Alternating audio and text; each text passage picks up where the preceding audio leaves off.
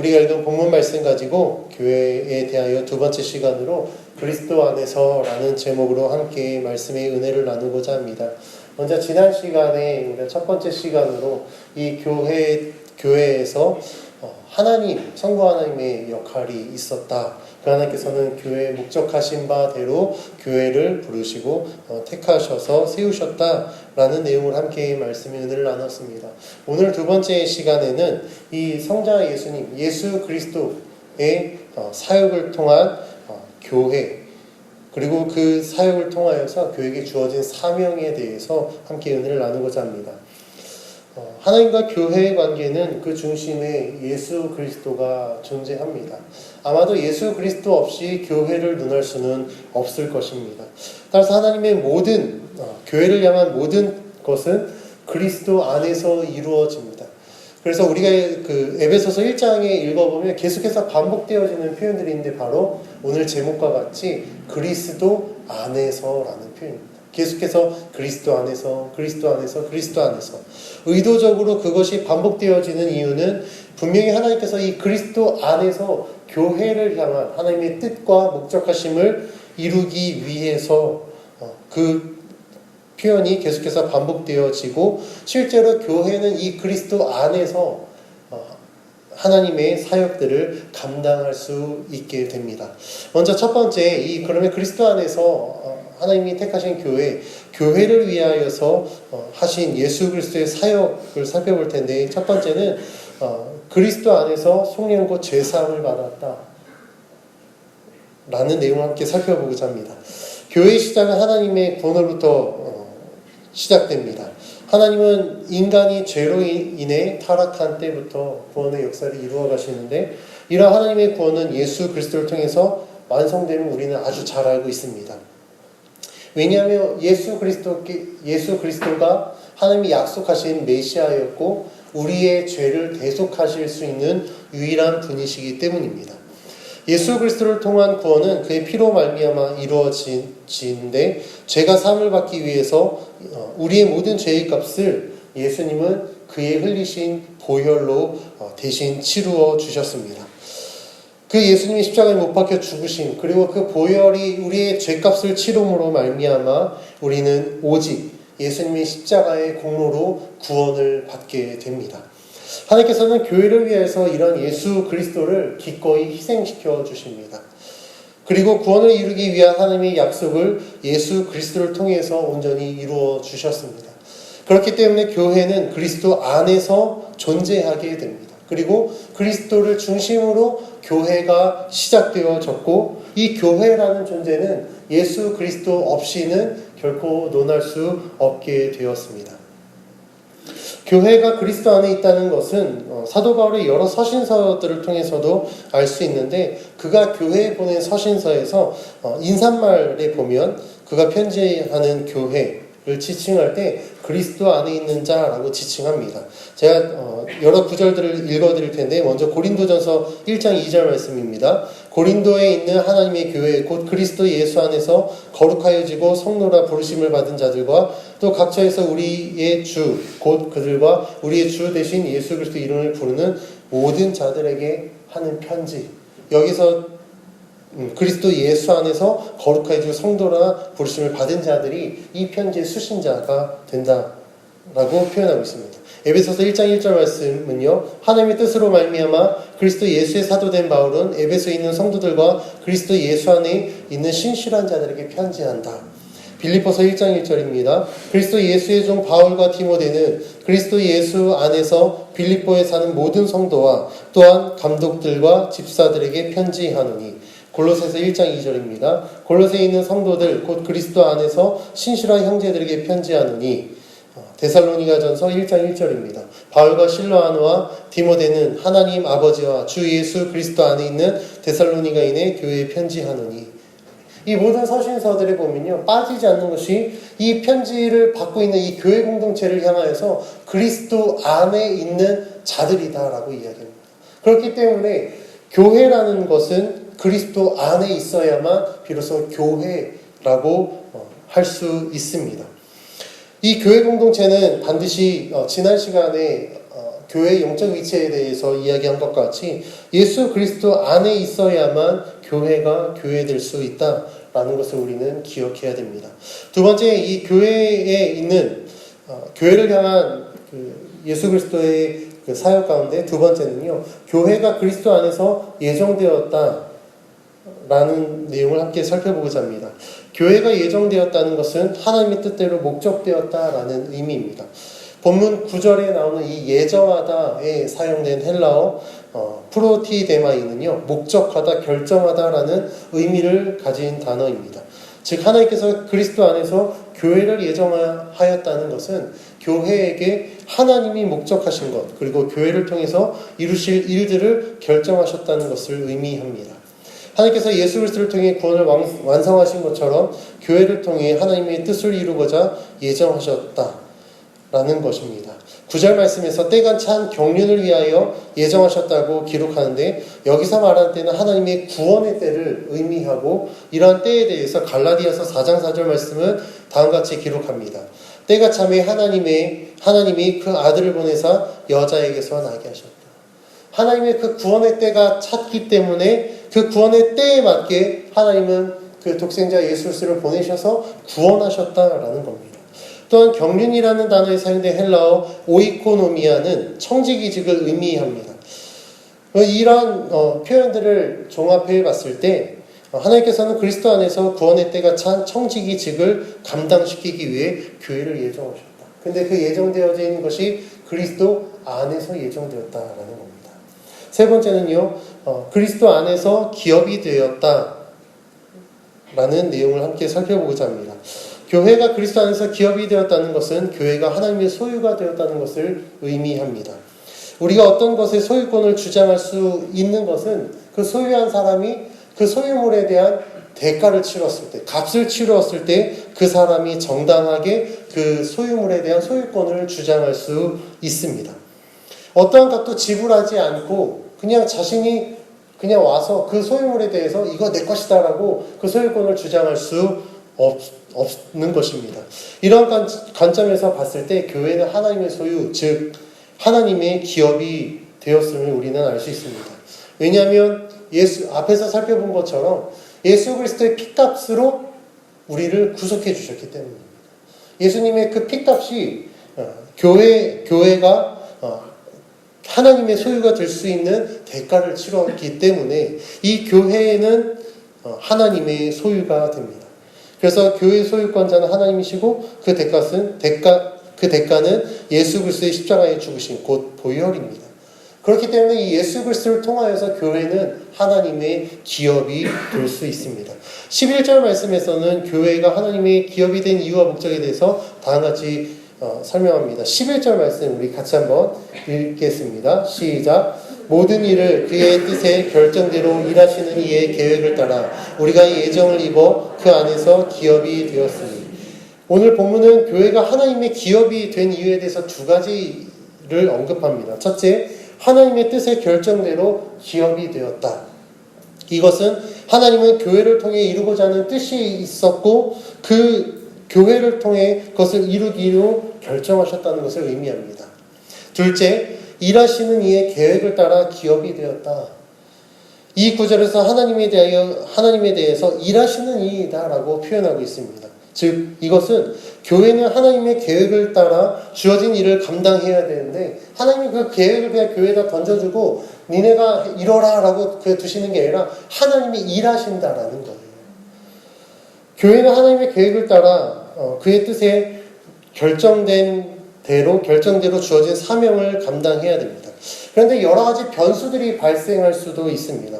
분명히 하나님의 뜻대로 시작했는데 하나님의 계획과는 정반대의 결과를 가져오는 경우가 있습니다. 혹시 우리 성도님들도 그러지 않나요? 아니면 교회의 모습들 속에서도 분명히 그런 모습들이 있습니다. 분명히 하나님의 뜻에 따라 교회 공동체가 세워졌고 분명히 하나님께 쓰임도 받았고 하나님의 역사도 나타났는데 어떨 때 보면 어떻게 저 교회가 그렇게 하나님께 쓰임 받았을까? 그렇게 시작됐을까? 라고 할 정도로 마치 우리가 지금 보고 있는 이 한국 현대교회의 이 모습들과 같이 전혀 정반대의 결과들이 나타나게 됩니다. 무엇이 문제일까요? 아마도 문제는 그 교회 공동체가 교회가 이루어지고 사역을 감당하는 그 과정 속에서 하나님이 빠졌을 때 이러한 변수가 발생하게 됩니다. 분명히 시작은 하나님과 함께하지만 과정 속에서 하나님은 쏙 빠진 채 자신의 경험, 자신의 어떤 가치관, 때로는 자신의 욕심, 아니면 세상이 기대하는 그 세상의 기준에 맞추게 되다 보면 어느 순간에 하나님은 빠진 채 우리들만의 리그가 되어져서 마치 우리끼리 지지고 볶고하는 것이 하나님의 사역이다라고 착각하고 그대로 가고 있다라는 겁니다. 교회 공동체가 하나님 앞에 정말 복음으로 변화되어지고 정말 죄에 대한 회개가 있고 놀라운 성령의 역사가 있어야 되는데 그런 역사보다 그 우리끼리 좋은 거, 익숙한 우리끼리 함께 웃고 함께 나누고 함께 그냥 즐기는 이러한 것들이 우리는 건강한 교회야. 그런데 그 교회 안에 교제도 있고 나눔도 있고 무엇도 있는데 모든 것들 속에 가장 중요한 하나님이 빠지는 경우가 발생할 수 있다라는 겁니다. 그렇다면 왜 교회에게 하나님은 사명을 맡기시고 그러니까 교회에게 일하게 그냥 하면 되는데 왜 하나님이 직접 일을 하실까? 그것은 하나님의 속성을 우리가 보면 아는데 하나님은 무엇이든지 그의 백성들과 함께 하시는 성경에서 약속하신 임마누엘의 하나님이시기 때문에 그렇습니다. 하나님이 우리들에게 니네 이렇게 살아라라고 하고 우리에게 명령을 던져주고 그냥 지켜보시는 분이 아니라는 거예요. 계속해서 우리가 그 삶을 살 수 있도록 옆에서 지켜주시고 도와주시고 때로는 하나님이 우리를 안아서 그 일을 할 수 있도록 모든 것들을 다 하나님이 하신다라는 겁니다. 그럼 우리들의 역할은 하나님이 하시대로 그냥 두는가? 아니죠.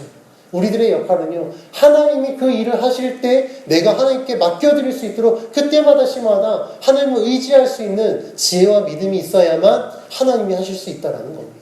우리가 전혀 믿음도 안 하고 하나님을 인정하지 않는데 하나님이 그냥 어거지로 우리를 끌어다가 하나님이 일을 하실 수는 없습니다. 우리가 하나님을 인정해드리고 하나님을 초청해서 하나님을 신뢰하였을 때 비로소 하나님은 우리 가운데 오셔서 하나님이 일을 하실 수 있다는 거예요. 이러한 그 하나님과 교회의 관계는 주체와 도구의 관계로 설명할 수 있습니다. 예를 들면 요즘에 이제 요리 프로그램이 워낙 많다 보니까요. 제가 요리로 좀 설명을 드리겠습니다. 요리사가 있습니다. 요리를 하는데 조리 기구가 있습니다. 저도 이제 개인적으로 요리를 좀 좋아해서요. 가끔 이게 셰프들이 쓰는 거 보면 좀 탐날 때가 있어요. 제가 잘 못 쓰는데 저거 있으면 요리하는데 되게 재밌겠다. 근데 그 마음만 갔습니다. 왜냐면 제가 요리사가 아니니까요. 그런데 정말로 그 요리기구를 쓰는 거 보면 굉장히 멋있어요. 그런데 요리사가 이 요리기구를 씁니다. 그런데 이 조리기구들이요, 요리사 없이 그냥 정말 좋은 조리기구만 있다고 해서 요리가 완성될 수는 없습니다. 그렇죠? 아무리 좋은 오븐이 있고, 좋은 칼 도마가 있고, 좋은 냄비가 있고, 소치 있고, 블렌더가 있고, 그래도 요리사가 없으면 아무리 좋은 기구여도 자신의 역할들을 감당할 수 없어요. 그런데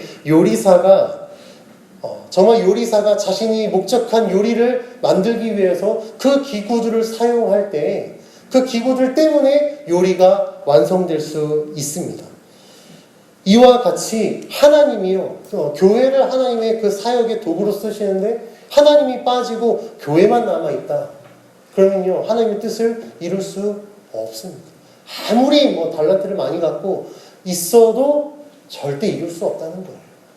그 달란트는, 그리고 그 교회의 역량은 하나님이 그 가운데 함께 있을 때 비로소 빛을 발하고 하나님의 온전한 뜻을 이룰 수 있게 된다는 거예요. 그렇기 때문에 하나님은요, 교회 안에서 교회와 함께 일하시면서 하나님의 뜻과 목적하심을 이루시는 것입니다. 그렇다면 하나님은 그리스도 예수 안에서 교회에게 이러한 사명들을 감당하기 위해서 특별한 은혜를 주십니다. 먼저 첫 번째는요, 은혜의 풍성함을 주시는데 우리가 읽은 본문 말씀에 보면 7절 말씀에 은혜의 풍성함을 따라 라고 이야기하고 있습니다. 교회가 하나님의 뜻과 계획하심을 이루기 위해서 필요한 것은요, 바로 이 하나님의 은혜의 풍성함입니다. 하나님이 그리스도 안에서 교회에게 주시는 이 은혜의 풍성함이 무엇일까요? 저는 무엇보다도 예수 그리스도로 말미암아 구원받은 우리가 하나님과의 깨어졌던 관계가 회복되어지면서 하나님과 함께 할 수 있는 것, 이것이 가장 큰 은혜라고 말씀드리고 싶습니다. 우리가 하나님을 얻었다라는 것은요, 아마도 세상의 모든 것들보다 가장 귀한 것을 얻었습니다. 오늘 앞에서 찬양한 것처럼 무화과 나뭇잎이 없고, 이게 하박국 선지자의 고백인데, 그 고백이 그냥 우리가 입술로만 맨날 알고 있는 찬양이니까 그게 아니라 정말 우리들의 믿음의 고백이 되어지기를 간절히 원합니다. 무화과 나뭇잎이 없고 포도 열매가 없고 외양과 송아지 없고 논밭에 식물이 없어도 양떼가 없어도 나는 하나님만 있으면 여호와로 인해서 기뻐하겠습니다. 그것이 풍성한 은혜입니다. 뭐 물질 주시고 막 건강 주시고 막 내가 원하는 거 다 이루어 주셔서 막 사람들에게 인정받고, 이게 풍성한 은혜가 아니라 하나님이 나와 함께 하신다. 그러면 그것이 가장 큰 은혜입니다. 두 번째는요, 지혜와 총명을 주십니다. 하나님께서는 교회에게 사명과 그와 함께 감당할 수 있는 지혜와 총명을 함께 해주십니다.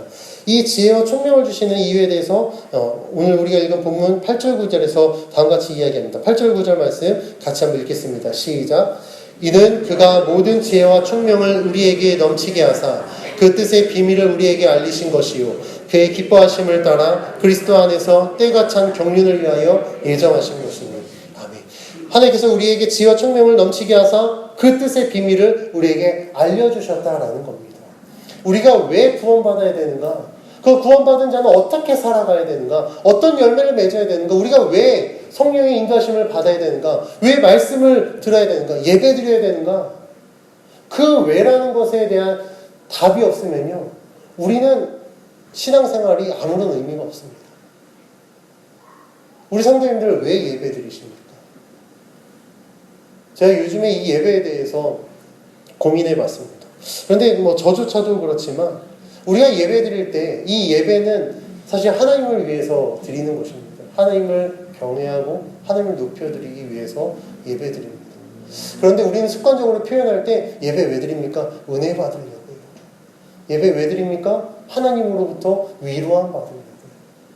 사실 우리가 은혜도 받습니다. 하나님도 만나고 경험하고 역사도 우리가 경험합니다. 그런데 문제는 이 모든 것은요, 우리가 하나님을 높여드렸을 때 부수적으로 따라오는 거예요. 이게 예배의 주체가 되지는 않습니다.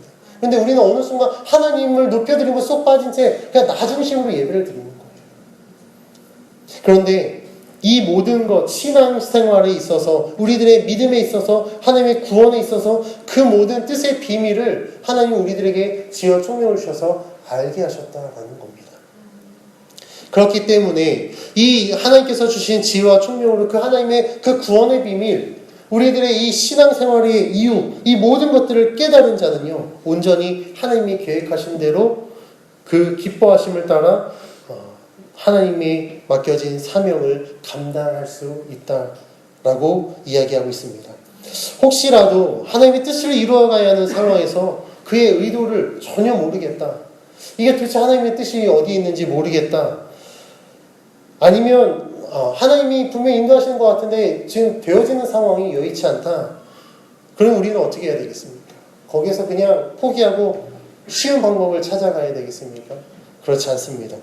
이러한 상황에 대해서 야고보서 1장 5절은 이렇게 이야기합니다. 너희 중에 누구든지 지혜가 부족하거든 후히 주시고 꾸짖지 아니하시는 하나님께 구하라. 그리하면 주시리라. 지혜가 부족할 때 어떻게 하라고요? 하나님께 구하라. 모르겠다, 안 된다, 그러면요, 이유가 있는 겁니다. 그거는요, 하나님이 기도하라는 사인이에요. 기도해서 하나님께 구했을 때 하나님은 반드시 우리들에게 깨닫는 은혜를 주십니다. 깨달을 뿐만 아니라 그 일들 가운데 하나님의 사명들을 감당할 수 있도록 인도해 주십니다. 그럼 세 번째, 우리가 이 그리스도 안에서 교회가 감당해야 될 사명에 대해서 살펴볼 텐데, 먼저 첫 번째는요, 하늘에 있는 것이나 땅에 있는 것이 다 그리스도 안에서 통일되게 하는 것이 교회에게 맡겨진 사명입니다. 우리가 창세기서를 읽어보면 하나님이 태초에 세상을 창조하실 때 모든 만물이 하나님과 함께 하였습니다. 그리고 하나님께서는 그 만물을 창조하시면서 보시기에 좋았다라고 이야기합니다. 왜냐하면 하나님께로부터 만물은 지음을 받았고 하나님이 목적하신 대로 창조되었기 때문입니다. 그런데 이 세상을 다스리는 권한을 인간에게 주셨는데 인간이 그 권한을 잘못 사용해요. 그리고 어떻게 됩니까? 죄를 짓습니다. 그 인간이 지은 죄 때문에 인간과 하나님의 관계가 단절될 뿐만 아니라 이 세상의 모든 만물도 하나님과 단절되어 버립니다. 이러한 단절은요, 이 창조주가 목적하신 대로 세상을 창조했는데 피조물들의 관계가 더 이상 그 원래 의미대로 존재할 가치가 없어져 버리게 된 거예요. 하나님께서 자신이 창조하신 모든 것이 의미가 없는 존재로 그냥 무의미하게 있는 것을 하나님은 원하지 않으십니다. 왜냐하면 하나님의 창조에는요, 맹목적으로 창조하지 않았기 때문입니다. 하나님은 분명한 목적이 있어서 세상을 창조하셨습니다. 그리고 그 목적을 하나님은 반드시 이루시는 하나님이십니다. 그렇기 때문에 하나님께서는요, 이 단절된 관계를 다시 회복시키기를 원하시고 그 회복을 위하여서 예수 그리스도를 보내주신 것입니다. 이에 대해서 골로새서 1장 20절은 다음과 같이 이야기합니다. 제가 읽어드리겠습니다. 그의 십자가의 피로 화평을 이루사 만물 곧 땅에 있는 것들이나 하늘에 있는 것들이 그로 말미암아 자기와 화목하게 되기를 기뻐하십니다. 예수 그리스도로 말미암아 어떻게 해요? 하늘에 있는 것들이 땅에 있는 것들이나 하늘에 있는 것들이 예수 그리스도로 말미암아 하나님과 화목하게 되기를 하나님은 기뻐하셨다라는 거예요. 그 사명을 누구에게 주셨다고요? 우리 교회에게 주셨다고요. 교회가 감당해야 될 것은요, 창세기에서 하나님이 천지를 창조하시면서 보시기에 좋았더라라고 이야기한 것처럼 예수 그리스도를 세상 가운데 증거하면서 예수 그리스도로 말미암아 세상과 하나님의 단절된 관계가 회복되어져서 땅에 있는 것이나 하늘에 있는 모든 것들이 그리스도 안에서 통일되어지게 할 때, 다시 말하면 하나님과 화목하게 되어질 때, 하나님이 처음 창조하셨을 때 보시기에 좋았더라라고 말씀하신 것처럼 하나님은 그 모습을 보면서 다시 한번 그때 그 기쁨을 찾으면서 기뻐하신다라는 것입니다. 이것이 교회에게 주신 첫 번째 사명입니다. 두 번째 사명은요, 예수 그리스도 안에서 영광의 찬송이 되게 하십니다. 교회는 분명히 하나님의 목적을 이루기 위해서 하나님이 지혜와 총명도 주셨고 또한 그 뜻을 이루게 하시고 그 비밀도 알게 하셨다라고 말씀하고 있습니다. 그렇다면 교회는요, 철저하게 하나님을 드러내는 공동체, 드러내는 존재가 되어야 됩니다. 교회 공동체 안에 사랑이 넘칩니다. 모이기에 힘쓰고 섬김과 봉사가 있는데 만약에 그들 모습 속에 하나님이 드러나지 않는다라면 아무리 좋은 모양을 갖추고 있어도 그곳은요, 진정한 교회가 될 수 없습니다. 왜냐하면 인격적이며 성실하고 열심히 있는 사람들도요, 얼마든지 인간미 넘치는 모습으로 사랑을 표현할 수 있고 주어진 일들을 감당할 수 있기 때문입니다. 그런데 이렇게 했다고 해서 꼭 그것들이 다 하나님의 영광을 나타내는 사역이다라고 말씀할 수는 없습니다. 그렇다면 우리는 교회는 왜 존재하는가? 무엇을 하고 있는가? 어떤 영향을 끼치고 있는가? 라는 모든 질문에 대해 우리는 분명한 답을 갖고 있어야 됩니다. 교회가 왜 존재합니까? 또한 교회는 무엇을 해야 되죠? 교회는 어떤 영향력을 끼쳐야 되겠습니까? 이 모든 것들에 대한 답에 빠질 수 없는 것은 바로 하나님입니다. 하나님을 위해서 존재하고 하나님을 위해서 이루어야 되고 하나님을 세상에 나타내는 것이 교회가 해야 될 사명입니다. 하나님은 교회를 통해서 자신을 나타내시기를 원합니다.